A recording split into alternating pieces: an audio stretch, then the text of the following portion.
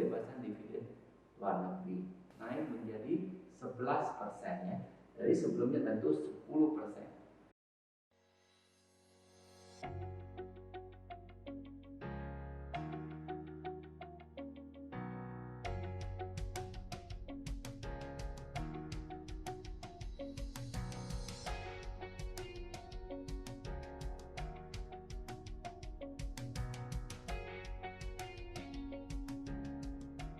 Kemudian dividen bagaimana kalau dimiliki oleh pemegang sahamnya individu? Nah, tentu pemegang saham individu ada syarat-syaratnya karena boleh bebas pajak juga tanpa batas juga, tetapi syaratnya ada. Yaitu syaratnya apa? Yaitu syaratnya harus melakukan investasi atas dana tersebut ya. Jadi artinya dana itu tidak boleh dikonsumsi atau hilang dikonsumsi begitu aja, tetapi harus diinvestasikan. Syarat investasinya kira-kira 3 tahun. Anda bisa taruh di mana aja bebas, reksadana, bahkan tabungan pun Anda bisa taruh selama Anda melaporkan. Syarat berikutnya juga melaporkan secara rutin atas keberadaan dari dividen tersebut. Nah, jika Anda tidak bisa memenuhi syarat tersebut, mungkin akan ditagih kembali oleh Dirjen Pajak kepada Anda. Tapi dalam prinsipnya, seorang tax manager menghadapi dividen kepada individu itu prinsipnya sudah tidak perlu dipotong. Dari dimana sebelumnya sudah dipotong. Harusnya dipotong PPh final 10%. Sekarang tidak perlu potong lagi untuk dividen. Nah, bagaimana kalau dividen itu Anda perusahaan PMA, di mana pemegang saham ada di luar negeri? Nah, jika ada dividen yang harus dibayarkan ke luar negeri, nah itu berlaku dengan ketentuan PPh pasal 6 yang sebesar 20%. Namun karena Indonesia banyak perusahaan berasal dari penaruhan dari negara-negara sahabat yang memiliki tax treaty atau perjanjian penghinaan pajak berganda, maka PPh 26 atas dividen biasanya akan turun bisa antara 5 sampai 15%, bisa dicek dari masing-masing PT. Nah, ini memang tidak dapat dibebaskan karena memang fasilitas pembebasan itu memang hanya untuk perusahaan dalam negeri saja. Oke, selanjutnya adalah checklist nomor 5, yaitu pendapatan dividen dari dalam negeri dan luar negeri juga dapat bebas pajak. Nah, tentu Anda tadi bertanya-tanya. Tadi saya sudah menjelaskan checklist nomor 5 tentang dividen juga. Nah, ini checklist nomor 5 kok dividen lagi.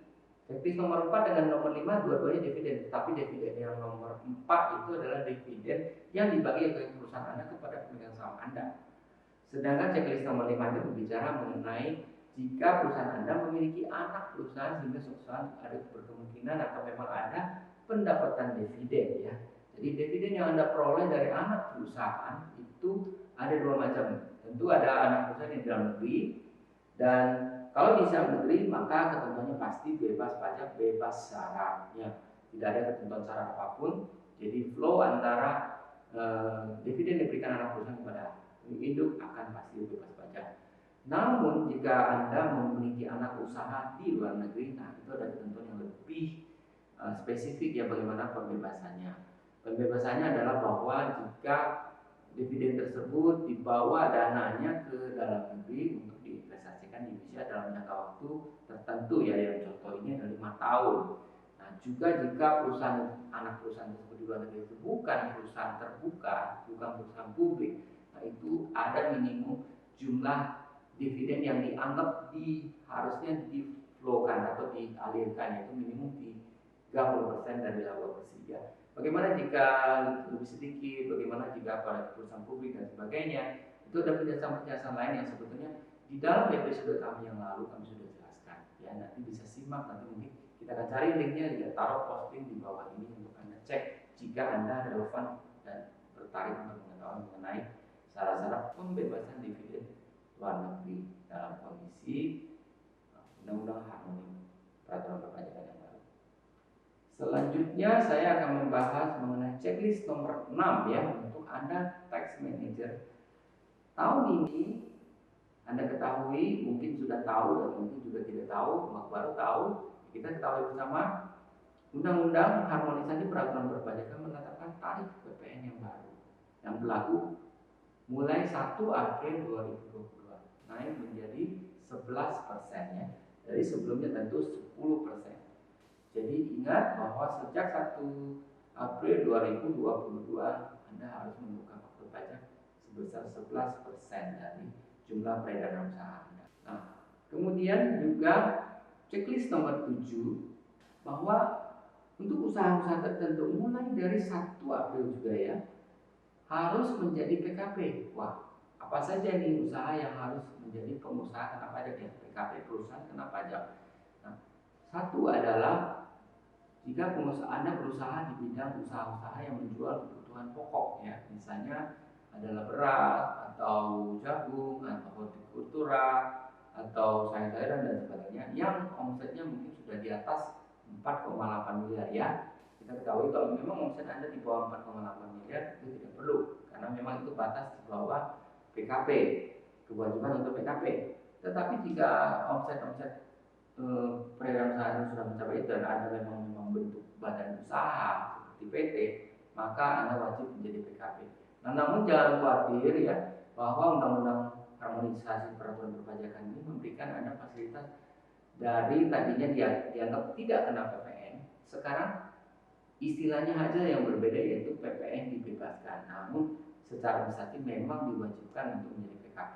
Nah, artinya apa? Artinya bahwa mungkin setiap bulan Anda memang diwajibkan untuk melaporkan omset Anda yang dibebaskan tersebut. Tapi efek finansialnya sama saja ya. Cuma memang efek administratifnya harus lapor ya. Dan bahkan sampai saat ini kami masih menunggu bagaimana nih, apakah juga harus selain melapor SPT tahu bulanan PPN, apakah juga harus menerbitkan faktur pajak? Tentu kalau buat yang melaporkan faktur pajak satu persatu mungkin selama ini kan tidak perlu melapor ya, hanya bon-bon atau invoice biasa atau kwitansi. Tapi ini ada tambahan, kemungkinan ada tambahannya. Kita masih tunggu perkembangannya karena ini saat video dibuat kami masih cek dan belum ada peraturan mengenai kewajiban membuat faktur pajak ya. Namun jika ada kemungkinan juga untuk memudahkan, mungkin pemerintah juga akan melakukan cara yang pakai gelondongan atau bisa dibungkung atau sebagainya. Tapi kita tunggu hasilnya bagaimana. Nah, untuk WP usaha tertentu jenis-jenis kebutuhan pokok seperti bahan makanan itu kita harus perhatikan ya Anda bahwa jika Anda menjual makanan dan minuman yang disajikan di restoran, rumah makan, hotel, warung, catering boga, Anda memang tidak juga dikenakan PPN, juga tidak termasuk di dalam peraturan ini karena untuk jenis usaha tersebut yang menyajikan makanan di tempat-tempat tersebut dikenakannya berbeda, yaitu namanya dikenakan pajak daerah yang namanya pajak restoran ya. Jadi Anda tidak termasuk. Jadi apa yang termasuk yaitu jika Anda menjual bahan pokok itu dalam bentuk masih karung ya, misalnya kalau jual beras karung masih bentuk misalnya ya dalam bentuk sachet kayak garam, kemudian apapun semua jenis makanan bahan pokok. Satu catatan terakhir bahwa jika Anda karena harus menjadi PKP, lalu bagaimana jika saya membeli barang itu ada barang lain, kayak mensewa ruko atau toko atau dan sebagainya, menumpangkan jasa, itu mendapatkan faktur pajak masukan. Nah, ini ketentuannya sama aja dengan perusahaan-perusahaan yang umumnya memang PPN yang dibebaskan. Jadi PPN masukannya tidak dapat dikreditkan ya. Jadi ini bukan perubahan apapun, ini hanya keadaan yang sama dengan keadaan yang sebelum ya di mana sama sekali tidak ada urusan dengan PPN. Demikian untuk checklist nomor 7.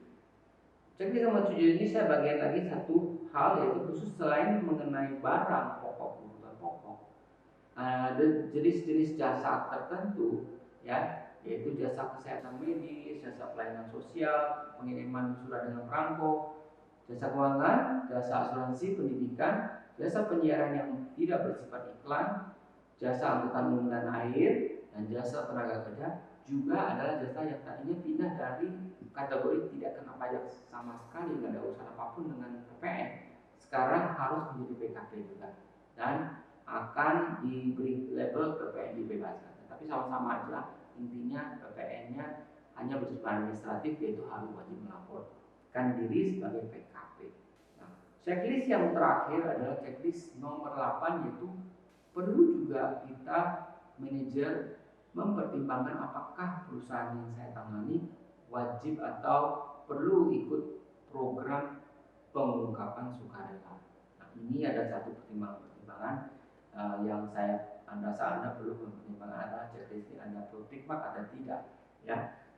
Ada beberapa kriteria dari jenis usaha yang mungkin kondisi perusahaan dan pengelolaan keuangan dan pengelolaan pengenalan pajaknya yang mestinya akan mendapat manfaat jika ikut PPS ini. Ya, satu adalah jika Anda memang diminta oleh owner atau direksi untuk atau di dalam karakteristik perusahaannya memang senantiasa melakukan aggressive tax planning ya. Nah, aggressive tax planning itu apa? Melakukan tindakan offset balance sheet ya, misalnya data atau transaksi laba dan rugi yang memang dicatat ya, atau senantiasa yang di dalam istilahnya melakukan pembukuan ganda ya, yaitu ada offset yang dicatat atau transaksi-transaksi yang dicatat di dalam buku yang satu, sedangkan ada yang catatnya di buku yang lain. Namun hasil dari pembukuan yang berbeda itu menyatakan bahwa itu masih digolongkan di dalam usaha milik perusahaan juga ya, sehingga secara fungsi atau secara dengan para pemegang saham ada dua tempat di mana ada satu yang kena pajak dan satu pajak dan satu. Nah itu Anda perlu untuk memikirkan kalau dengan ikut PPS ini Anda bisa menggabungkan seluruh aset yang tadinya di dalam kotak yang berbeda atau tempat yang tidak lapor pajak itu ke dalam laporan pajak, dan untuk situ Anda bisa menyelesaikan pajak agar tidak menimbulkan pembukuan ganda lagi di kedepannya. Nah, itu Anda perlu mempertimbangkan untuk ikut program PPS ini. Ketiga adalah yang jika memang secara sengaja atau tidak belum mengungkapkan semua aset yang ada di neraca perusahaan. Ya, demikian checklist ke-8 ini, dan selanjutnya saya akan merekap ke-8 checklist itu tadi dari awal, yaitu menentukan batas waktu SPT tahunan apakah Anda mau masuk sesuai dengan tanggal original deadline atau perpanjangan atau memang malah melebihi dari tanggal perpanjangan. Kedua adalah checklist untuk selalu senantiasa mempertimbangkan untuk melakukan rekonsiliasi fiskal untuk menemukan adanya error atau kesalahan-kesalahan potong pungut dan sebagainya di dalam selama tahun 2021. Kemudian melakukan persiapan untuk data pendukung ya SPT agar SPT Anda benar-benar secara komprehensif lengkap, dan jika tidak lengkap tentu Anda bisa bermasalah karena SPT bisa dikembalikan atau dianggap harus dimasukkan ulang, sehingga bisa juga dianggap tidak disampaikan. Ini satu hal yang kita perlu perhatikan. Selanjutnya checklist itu mengenai dividen sebagai biaya yang kita atau distribusi dividen kepada pemegang saham kita. Kemudian juga checklist mengenai dividen sebagai pendapatan, itu bagaimana supaya bebas dari pajak. Kemudian checklist selanjutnya adalah mengenai PPN tarif baru 11%. Selanjutnya juga mengenai wajib PKP bagi usaha-usaha tertentu yang tadinya sama sekali tidak ada urusan sama PPN, sekarang wajib menjadi PKP, jadi urusannya lebih ke administrasi, tapi Anda wajib memenuhinya dengan kondisi bahwa sekarang jika tidak memenuhi kewajiban itu tentu nanti ada sanksi-sanksi administrasi.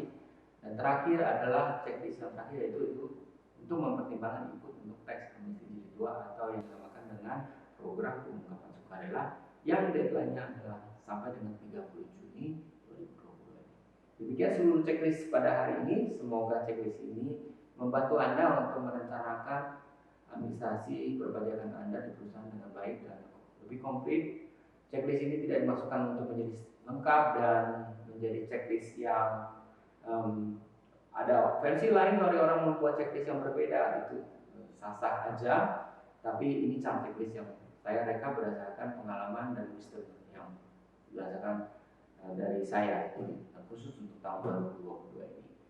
Nah, jika Anda mengalami masalah atau masih ragu dengan checklist ini atau ada pertanyaan, juga boleh menambahkan kolom atau komentar di episode kali ini. Kami akan coba menjawabnya. Dan jika Anda butuh konsultasi, Anda juga bisa memilih untuk mengkontak kami secara langsung. Demikian, jika Anda rasakan bermanfaat dari episode kali ini, silakan Anda share ke teman atau kolega usaha Anda atau siapapun yang Anda rasa bermanfaat. Dan jika Anda menyukai episode dan rasakan manfaat ini, bisa juga memberikan like supaya kami lebih semangat lagi. Akhir kata,